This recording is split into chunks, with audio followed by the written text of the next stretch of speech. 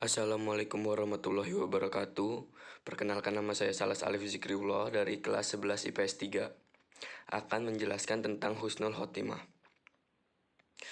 Husnul Khotimah dan Husnul Khotimah itu berbeda. Husnul diambil dari kata hasan yang artinya baik.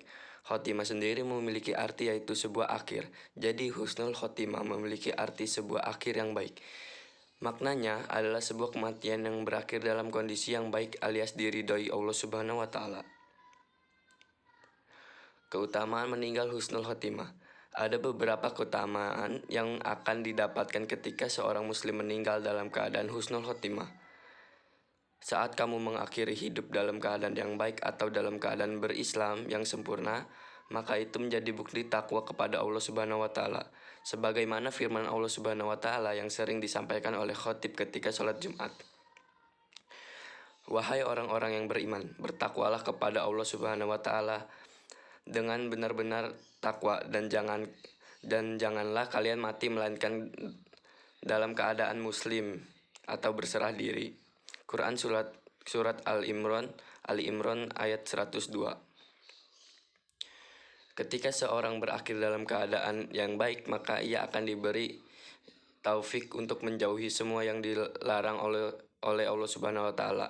Sebagaimana hadis Nabi Shallallahu alaihi wasallam dari Anas bin Malik radhiyallahu anhu, ia berkata, Rasulullah Shallallahu alaihi wasallam bersabda, apabila Allah menghendaki kebaikan pada hambanya, maka Allah memanfaatkannya. Para sahabat bertanya, bagaimana Allah memanfaatkannya? Rasulullah menjawab, Allah akan memberinya taufik untuk beramal solih sebelum dia meninggal. Hadis riwayat Imam Ahmad, Tirmizi, dan disahihkan Al-Hakim dalam Mustadrak.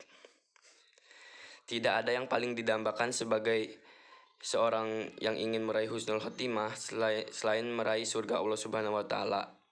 Bagi setiap umat Islam, meninggal dalam keadaan husnul khotimah adalah sebuah pilihan.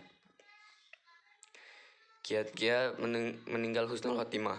Kiat-kiat meninggal husnul khotimah menurut Imam Sufyan Al-Tsauri adalah: pertama, menjaga iman dan ketakwaan secara istiqomah kepada Allah Subhanahu wa Ta'ala.